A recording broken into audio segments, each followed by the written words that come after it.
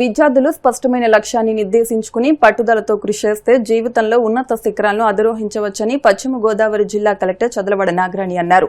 జిల్లా విద్యాశాఖ ఆధ్వర్యంలో భీమవరంలోని అల్లూరి సీతారామరాజు సాంస్కృతిక కేంద్రంలో సోమవారం నిర్వహించిన షైనింగ్ స్టార్స్ 2026 అవార్డుల ప్రదానోత్సవంలో collector Nagarani, PSC chairman, Bhimavaram MLA Pulaparthi Ramanjaneyulu ముఖ్య అతిథులుగా పాల్గొన్నారు. ఈ సందర్భంగా జిల్లా కలెక్టర్ చదలవాడి నాగరాణి మాట్లాడుతూ 10వ తరగతి ఇంటర్మీడియట్ పరీక్షల్లో అత్యుత్తమ ప్రతిభ కనబరిచిన విద్యార్థులను సత్కరించడం ఆనందంగా ఉందన్నారు.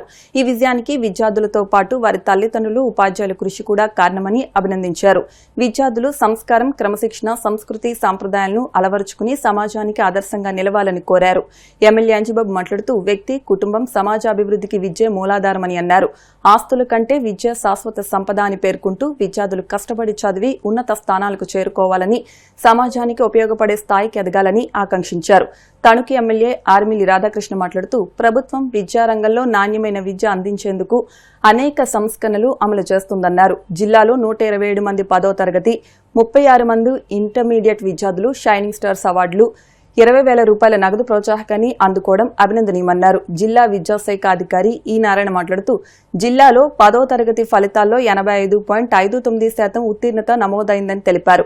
కార్యక్రమానికి ముందు విద్యార్థులు ప్రదర్శించిన సాంస్కృతిక కార్యక్రమాలు ఆకట్టుకున్నాయి. ఈ కార్యక్రమంలో ఆంధ్రప్రదేశ్ మత్స్యకార సంక్షేమ అభివృద్ధి కార్పొరేషన్ చైర్మన్ కొల్లి పెద్దిరాజు, ఆర్యవైశ్య సంక్షేమ corporation director P Muralimohan, Andhra Pradesh మహిళా సహకార ఆర్థిక కార్పొరేషన్ చైర్మన్ పీతల సుజాత, ఇంటర్మీడియట్ విద్యాశాఖ అధికారి బి అప్పారావు, సమగ్ర శిక్ష అదనపు ప్రాజెక్టు కోఆర్డినేటర్ శ్యామ్ సుందర్, ఎంఈఓలు, ఉపాధ్యాయులు, అవార్డు గ్రహీతలు, తల్లిదండ్రులు, విద్యార్థులు పాల్గొన్నారు. కిషోర్ గారు పెనుమంట నుంచి వచ్చారు. అలాగే పిల్లలు ఏ విధంగా ప్రోత్సహించాలి వారిని అని చెప్పి ఝాన్సీ రాణి గారు కూడా చాలా చక్కగా వారి యొక్క మనసులోని మాట ఇక్కడ మనందరితో పంచుకోవడం జరిగింది. అయితే ఇన్స్పిరేషనల్ చిల్డ్రన్గా ఉన్న అవార్డ్స్ అందుకుంటున్న ఈరోజు కొంతమంది స్పెషల్ చిల్డ్రన్ కూడా మన మధ్యలో ఉండడం మనకందరికీ కూడా ఎంతో గర్వకారణం. వారిలో సుబ్రహ్మణ్యం ఎస్కేవిపి కాలేజ్ పెనుగొండ నుంచి వచ్చారు. ఆ బాబు ఫస్ట్ మాట్లాడి ఎంతో ఇన్స్పైరింగ్గా మాట్లాడారు. మీకు భవిష్యత్తు ఎంతో బాగుండాలని, భవిష్యత్తులో మీరు ఎన్నో విజయాలు అందుకోవాలని చెప్పేసి కోరుకుంటున్నాను. అలాగే బుంగా చైతన్య మన టిటిడి డిఫరెంట్ స్కూల్స్లో చదువుతూ 375 మార్క్స్ సాధించడం చాలా సామాన్యమైన విషయం కాదు. వారికి నా యొక్క శుభాకాంక్షలు. వీరితో పాటు Prashant Kumar junior college NVR government junior కాలేజ్లో చదువుతూ 967 మార్క్స్ సాధించారు. దివ్య మాధవి, తేజారెడ్డి, జ్యోత్స్న పల్లవి, గీతా చరణ్, వీరందరికీ కూడా నా యొక్క హృదయపూర్వక శుభాకాంక్షలు. వారితో పాటు మీ మధ్యలో ఉన్న ప్రతి ఒక్కరూ కూడా ప్రభుత్వం అందిస్తున్న చక్కటి కార్యక్రమాల్ని అన్నింటినీ కూడా సద్వినియోగం చేసుకుంటూ ఈరోజు 126 మందికి గవర్నమెంట్ మన ఎడ్యుకేషన్ మంత్రి గారు, గౌరవ ముఖ్యమంత్రి చంద్రబాబు నాయుడు గారు పిల్లల్ని ప్రోత్సహించాలి అన్న ఒక సదుద్దేశంతో 127 మంది ఎస్ఎస్సి మంచి మార్కులతో పాస్ అయిన విద్యార్థులకు ఒక్కొక్కరికి 20,000 రూపాయల చొప్పున ప్రోత్సాహకం అని అందించడానికి ఈరోజు ఈ కార్యక్రమాన్ని ఏర్పాటు చేసుకున్నాము. సీఎం గారికి ఆడపిల్లల విద్య అన్న, మహిళల్ని ప్రోత్సహించడం అన్నా కూడా ఎంతో వారికి ఇష్టమైన కార్యక్రమం. ఎప్పుడు కూడా డ్వాక్రా పేరుతోటి మహిళల్ని అందరినీ పెద్ద ఎత్తున ప్రోత్సహించారు.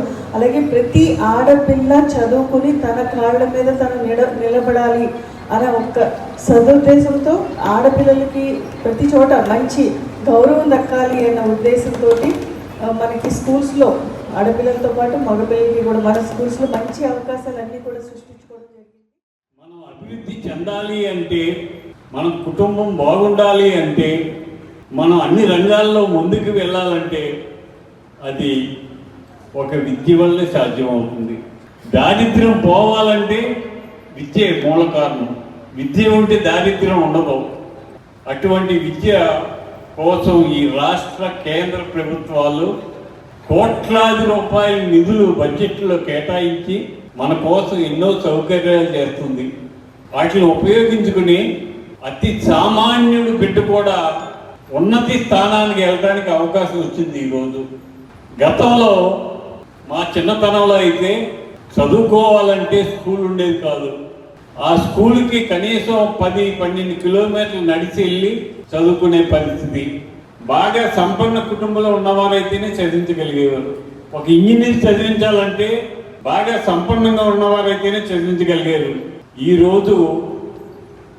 అతి సామాన్యుడు, ఒక రైతు కూలి, ఒక రిక్షా కార్మికుడు బిడ్డను కూడా డాక్టరు, ఇంజనీరు, ఐఏఎస్, ఐపీఎస్ చదివించే స్థాయికి వచ్చాం మనం.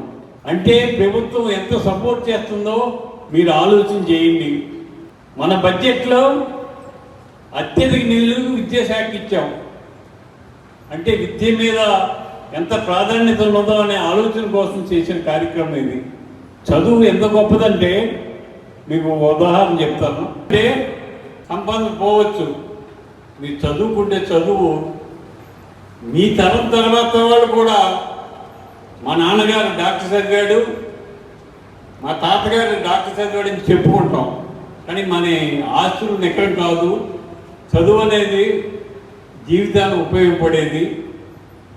దానికోసం మీరందరూ కూడా కష్టపడి ఇష్టపడి చదవాలి. మీరు ఇప్పుడు 10th క్లాస్, ఇంటర్మీడియట్, మీ జీవితంలో ఇది టర్నింగ్ పాయింట్. ఇంటర్మీడియట్ అయిన తర్వాత మీరు ఆడతా పాడతా కూడా డిగ్రీలు తెచ్చుకోవచ్చు. ఈ 10th క్లాసు, ఇంటర్మీడియట్ కష్టపడి చదివితే మీరు ఎంతో పెద్ద స్థాయికి వెళ్ళిపోతారు. 2047 వచ్చేసరికి భారతదేశంలో చదువు లేని వాళ్ళు ఉండడానికి వీల్లేదు. ప్రతి ఇంట్లోనూ గ్రాడ్యుయేట్ ఉండాలి. కూలి పనికి వెళ్ళేవాడు ఏం చదువు అంటే నేను గ్రాడ్యుయేషన్ చేశాను, పోస్ట్ గ్రాడ్యుయేషన్ చేశాను అని చెప్పాలి. ఆ పరిస్థితికి మనం రావాలి. దేశం అభివృద్ధి చెందుద్ది. ఈ అభివృద్ధి చెందే దేశానికి వెన్నెముక ఎవరంటే మీరే. మీరు కష్టపడి ఇష్టపడి చదవండి. చదువుతో పాటు సంప్రదాయాలు, సంస్కృతి అలవర్చుకోండి. 127 మంది, ఇంటర్మీడియట్లో 36 మందికి ఈ షైనింగ్ స్టార్స్ అవార్డులు ఇవ్వడం జరుగుతుంది. ఒక్కొక్కరికి 20,000 రూపాయలు. ఇది మీ ప్రోత్సహించడం కోసం రాష్ట్ర ప్రభుత్వం చేసిన కార్యక్రమం ఇది. దీనికోసం తల్లిదండ్రులు ప్రత్యేక శ్రద్ధ తీసుకుని బిడ్డలు చదివించండి. మన చదువుకి దారిద్ర్యం అనేది అడ్డు రావడానికి వీల్లేదు. ఎప్పుడు కూడా విద్యకి అధిక ప్రాధాన్యత ఇస్తారు. గతంలో కూడా ఈరోజు రాష్ట్రంలో అత్యధిక కాలం ముఖ్యమంత్రిగా పనిచేసే ఎప్పుడూ కూడా విద్యారంగానికి పెద్దపీట వేసి, చంద్రబాబు నాయుడు గారు ముఖ్యమంత్రిగా ఉన్నప్పుడే టీచర్ల నియామకం కానీ, విద్యార్థుల ప్రతిభను వెలికితీసే విధంగా, వారిని ప్రోత్సహించే విధంగా ప్రతిభా అవార్డుల్ని ఇంట్రడ్యూస్ చేయడం కానీ, ఇవన్నీ కూడా ఎప్పుడు కూడా, అలాగే పాఠశాలల్లో మౌలిక సదుపాయాలు కల్పించడం కానీ, ఈ విధంగా విద్యారంగానికి పెద్దపీట వేస్తూ మన పిల్లలని ఒక నాలెడ్జ్ సొసైటీని క్రియేట్ చేయాలనే లక్ష్యంతో వెళ్ళేటటువంటి నాయకులు గౌరవ ముఖ్యమంత్రి చంద్రబాబు నాయుడు గారు.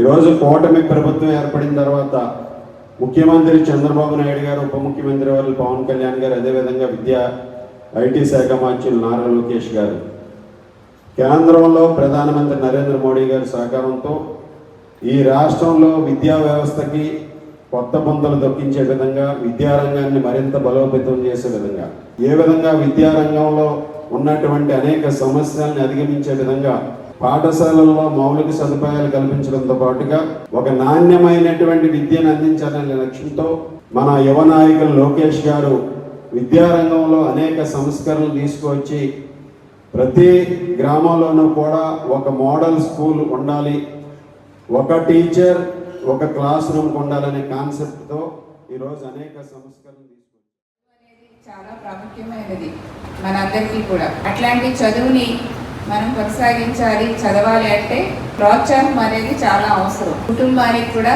చదివించాలి అంటే వాళ్ళకి కూడా స్తోమత అనేది చాలా అవసరం. వాళ్ళకు ఉంటుంది చదివించాలని, కానీ ఎట్లాగో ఫీజులు కట్టాలి, నా పిల్లల్ని ఆటో ఎక్కించి పంపించాలంటే ఎట్లాగా, దానికైనా నెలకి ఇంత ఖర్చు అవుతుంది, స్కూల్ ఫీజులకి ఇంత ఖర్చు అవుతుంది, హాస్టల్లో పెట్టాలంటే కొన్ని హాస్టల్స్లో ఫీజు ఖర్చు అవుతుంది. కాబట్టి మళ్ళీ యూనిఫామ్లు కొనాలన్నా, లేదా పుస్తకాలు కొనాలన్నా, షూస్ కొనాలన్నా, సో అన్నింటికి కూడా ఖర్చు అవుతుంది. కాబట్టి ఏం చేస్తారంటే పేరెంట్స్ ఇవన్నీ భరించలేక చదువు అనేది చదివించకుండా ఆపేద్దామనే ఒక నిరుత్సాహంలో ఉంటారు. సో అట్లాంటి పరిస్థితి రాకుండా ప్రతి ఒక్క తల్లిదండ్రులు కూడా బిడ్డలను చదివించాలి.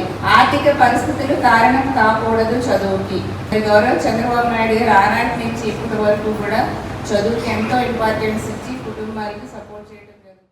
విద్యార్థుల భవిష్యత్తును దృష్టి దృష్టిలో ఉంచుకుని విద్యా రంగంలో అనేక వినూత్న సంస్కరణలు అమలు చేస్తోంది. లెర్నింగ్ ఎక్సలెన్స్ ఇన్ ఆంధ్రప్రదేశ్ ద్వారా విద్యార్థులు అభ్యసన నాణ్యతను మెరుగుపరచడం, అలాగే guaranteed foundation learning and numeracy ద్వారా ప్రతి చిన్నారి చదవడం, రాయడం, గణిత నైపుణ్యాల్లో బలోపేతం చేయడం, ఎన్సీఆర్టీ నేషనల్ ఎడ్యుకేషన్ పాలసీ 2020 ఆధారిత పాఠ్యాంశాలు, డిజిటల్ లెర్నింగ్, క్యూఆర్ కోడ్ పాఠ్యాంశాలు, నిరంతర మూల్యాంకనం వంటి కార్యక్రమాలు విద్యార్థుల ప్రపంచ స్థాయి పోటీతత్వానికి సిద్ధం చేస్తున్నాయి.